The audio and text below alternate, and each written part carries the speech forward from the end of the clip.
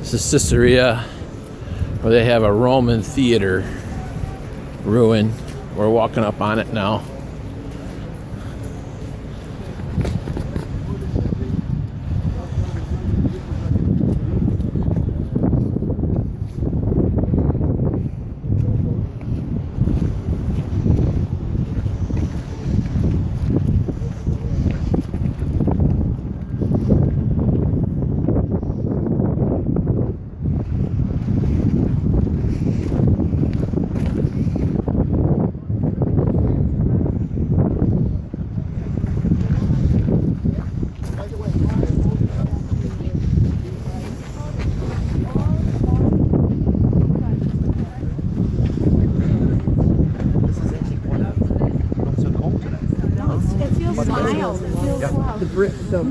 Hey, Aaron. Camera. It's Sorry. here. All right, everyone. Welcome to Caesarea, named after Caesar Augustus. It was built by King Herod the Great. Why is King Herod called King Herod the Great? Because he built a whole bunch of stuff. Yeah, he was a great builder. That's it. And it wasn't just that he built amazing things, and we'll touch on that. Why did he call this place Caesarea? Because he wanted to honor Caesar Augustus, who was the Roman emperor at the time. Kissing up. Yeah, he was kissing up, exactly. Yeah, right. By the way, here's a little urban legend, okay? Myth, legend, not sure. Apparently he was born through what we call today Caesarean section. Yeah. That's where we get the word Caesarean. Yeah, I heard because that. Caesar was born that way. And there's another spin to that story, that the word scissors comes from that story, because they had to cut the stomach open. The abdomen. Abdomen. Yeah. Sorry. Okay, no, thank you for the correction. So, friends, what are we looking at here? We're looking at some of the remains, and this shows us a little bit about the Greco-Roman world. Now, it's important to understand this Greco-Roman world because the New Testament, at least, is filled with influences from the Greco-Roman world. In those days, you know what they used to do? They used to do what's called deifying people. You know what that means? Okay. Ain't how bad my call. If we can just move over a little bit.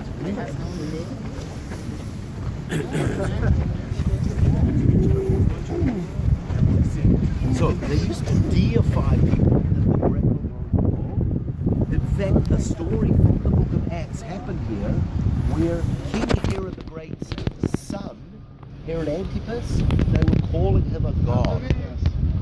And because he did not give glory to the living God, it says what? He became sick and he got eaten up by worms. Which could be an idiom. Probably was an idiom. You know? It's like we say, what's eating that person? It's probably an idiom. Probably worms didn't eat him. Okay? You know, here's another idiom that we use today. That person is talking behind my back. So in 100 years' time, if some culture was to read that, they'd be asking, what's he doing? Standing behind his back talking. It's an idiom. So they used to make these people into like semi or demi-gods. And this was connected to a belief called Gnosticism. You heard that? Yes. It's from the word gnosis, which means knowledge. And there was a belief that the gods gifted you with knowledge. Now, the early church lived in this world where it was very much Greek influenced. And some of the philosophers like Socrates and Plato and the wise men of the world would stand in competition against these believers. And so Paul differentiates between the wisdom of this world and the wisdom from above. And there is a difference, you know. In fact, what does Paul say? That God has chosen the foolish things. And he even says, if any man wants to be wise among you, let him become a fool that he may become wise. And I love what the Lord Jesus says. Thank you, Father, that you've hidden these things from the wise and you have revealed them to children.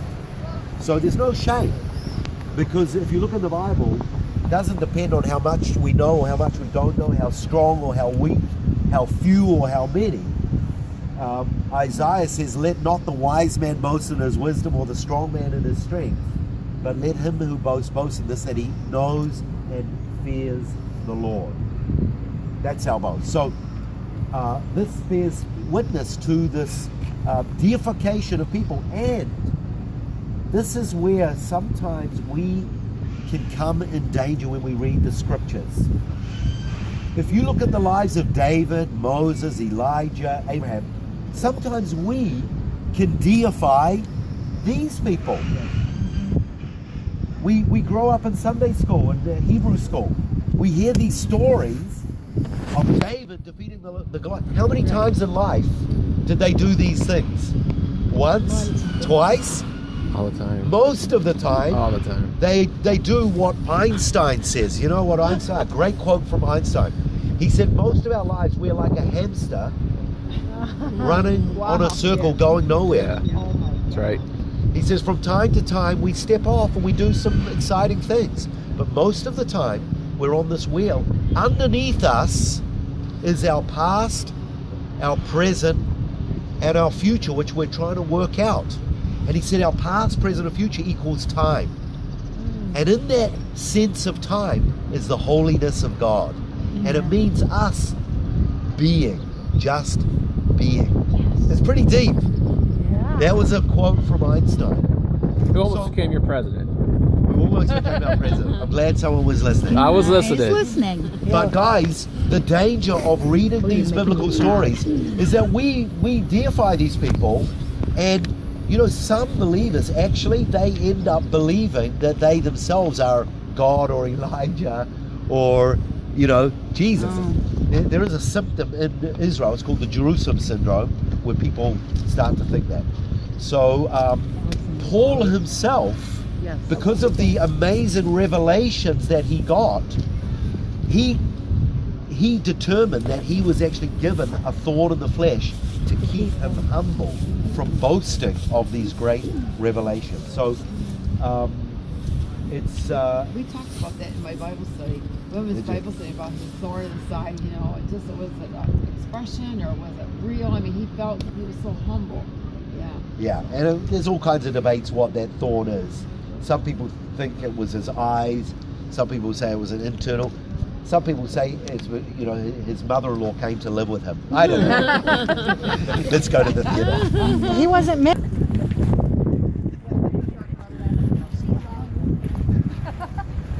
Yeah, hawk. Look at the hawk.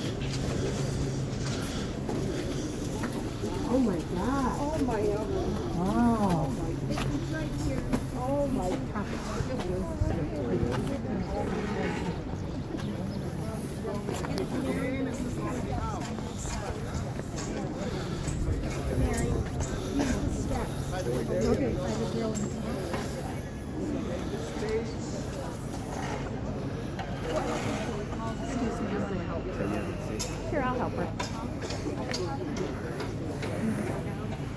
Come and sit.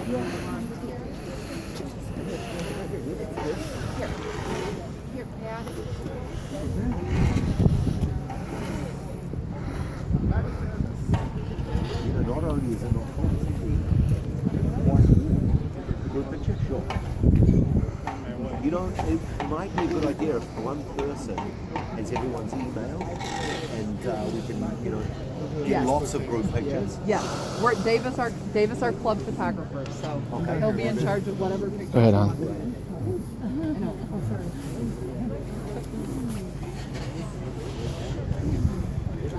The ring is Wait a ruined. minute. Yeah, where are you? Come over here by me, please. Okay, here you go. Look. Count 3, everyone. 1, 2, 3. Now, yeah. Next thing you know, we're by me. We are husband and wife. Okay. You're good. Have a break. Oh, that's row. all time deal. So, welcome to the theatre. Now, this is a big part of the Roman, or a Roman city. King Herod built the city in only 12 years. The main reason he built the city, any idea why he built the city? Yes, that's the answer, but what's trade? Yeah. Exactly. He actually built a port here. Now, First Deepwater Port. pardon? You know the first Deepwater Port? Thank you. Yes. Some people have read the handout that Yanni sent. Excellent. I will talk how he did that after. But by doing so, he controlled all the trade going along the Mediterranean from Egypt in the south right up to places like Tyre, Sidon, Phoenicia, which is today's Lebanon. Now, Josephus Flavius, have you heard of a historian, Jewish historian called Flavius Josephus? Probably our most important historian from the Second Temple period. He actually tells us that this port could hold up to 700 ships. So it was huge. And I'm talking about, you know, big ships. So that was good money because there was nothing really substantial here to make money from except for taxation, slave labor, a little bit of pottery, agriculture.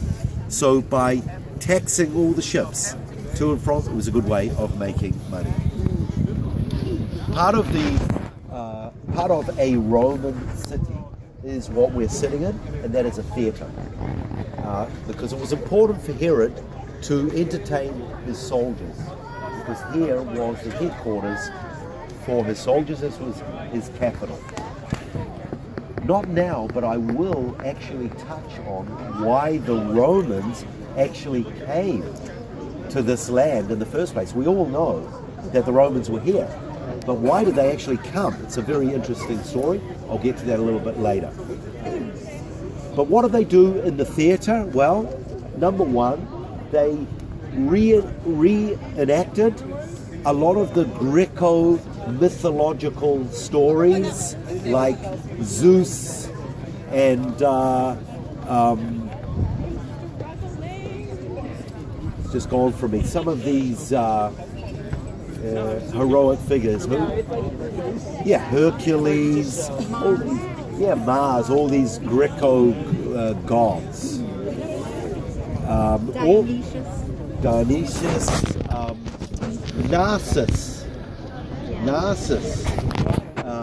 That's connected to those statues where they deify people. There was a Greek god called Narcissus who was walking along the bank of the river and he saw his reflection and he fell in love with himself. And then he went to go and touch himself and he fell in and drowned. And this is a psychologist and psychiatrist. They treat a sickness today called narcissism, which is an unhealthy love of self. What was he the god of? Well, he basically was a god. Yeah, it was just his name. And the belief is that when you follow and when you worship this god, part of it is that you're supposed to develop a greater love for yourself. Okay? So it's kind of a counterfeit. Instead of knowing how much you're loved by your Creator, who created you the way you are, big noses and everything. And from that, you get a healthy self-love. This is like more of a vanity love. Well, what happens is you actually look within yourself with this gnosis that you have, and you actually find out that you are a god. That's how it works. What do we call that today? Would you I say? like that. Would you say? Yes, but there's another name for it. Is it pantheism? New Age stuff? New Age. New Age. That's classic New Age. New Age. I know that because my wife, before she was a believer, she was heavily into the New Age. Now, what else did they reenact here? If up in the road, you know, a 100 soldiers fought some Idumeans or Jews, today we can look on the news and we can see the footage. Here they would reenact some of those battles, where they would get all the props and the costumes, and it was good entertainment. That's called Did they, right. did they bring? No, Not a it's not. Did they bring the Christians here like they did? No, that's the Colosseum. Okay. Okay, now there's a difference between a theatre, which is what we're in, and an amphitheatre. Amphi means two, where it's more like a Colosseum, an oval, and that was more like the gladiators, where the Christians were persecuted. This was very different. Who did they use for labor to build the city? They used their own soldiers and they used slaves. Like Hebrew slaves? Or? Yeah, Jewish, some slaves from everywhere. They were probably captured when they had a war. They would take them in as slaves. Yes, yeah. Slavery was huge. Big part of the world. Pardon? From all over the world. From all over this Area, region. Mediterranean, Middle Eastern area. Slaves, I think of Africa. Yeah. Pardon? No, I think of Africa. Yeah. No, not the Well, actually, in some aspects, yes, because we are right in the middle of three major continents: Europe, Asia Minor, and Africa. So, depends. Yeah, there were. It all depends where the Roman Empire spread, and it did spread this whole region, including down to Alexandria in Egypt. So yes, Okay, so there were some. there were. I Yeah. have a question about the name Caesarea Philippi. Yes. See them together. Caesarea and Caesarea Philippi are two completely different places. Okay. And I think we've got it on our program to go to Caesarea Philippi. Maybe not. I think so. I think it would be. No. Caesarea, which is here, was built by King Herod. When King Herod died, his kingdom was split up between his three sons. So in the Bible, in the New Testament, there are four Herods. Herod the Great, who lived around the time that Jesus was a baby, and then three other Herods, which were his sons: Herod Archelaus, Herod Antipas, and Herod Philip. So one of his sons' names was Philip, and in the very north, which he ruled, he built a city there, and he called it Caesarea Philippi, named it after the Caesar and named it after himself.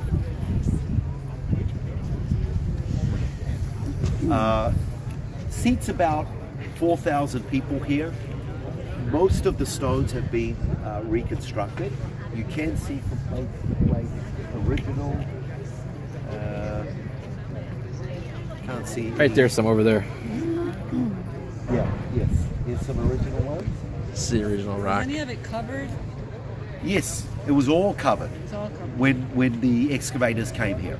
No, but I mean, No, like it did not have a roof. Protection from the Oh, I see what you're saying. some Yeah, of the- no, some it of was the it was elite- open. The It was elite open. people, they would have canvas coverings over in certain colors. Yeah, true. That was more in the gladiatorial areas. Ah, I see. You know what I mean? I know what you mean. I'm assuming they would have it because in the summer it's just wickedly hot here. You've got the sun and the humidity, so I would imagine, yeah. And based on artist renditions of how it looked, Yes. Is it a cemetery over there? Or is it just rocks? Through this area here, you will see remains of pillars and capitals and tombs. Tombs.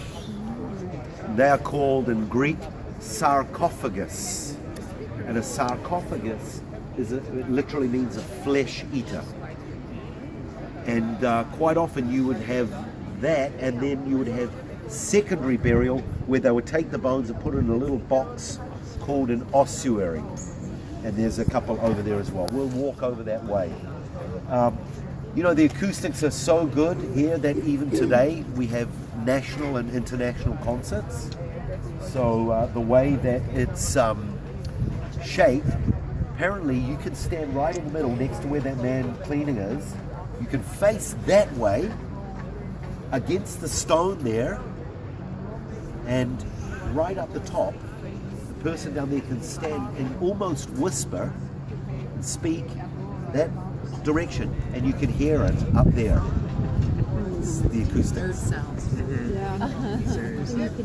Yanni, everybody here? Yeah, listen to them sweeping. Yeah, you can hear it. Aaron, did Yanni? He's an entertainer who plays piano. Yes, He yes. played here? He came I here. thought so. Yanni. I have one of his albums, CDs. He's a Greek Jew, yeah. Oh, yeah. He's Jewish? Yes, he is. Right. Yeah. Cool. Who knew? By the way, talking about someone Jewish, Carrie Fisher died. Yeah. And then yesterday, her mother died. Her mom died. What was her name? Jenny Rand? Yeah, her mom She had a died. heart attack. Oh, yeah, I And she knew died. She was in hospital visiting Carrie, and she had a heart attack. She died. Isn't that weird? The daughter dying first. Anyway, any questions before we move on? Now we can go down this way, or we can go out that way. Well,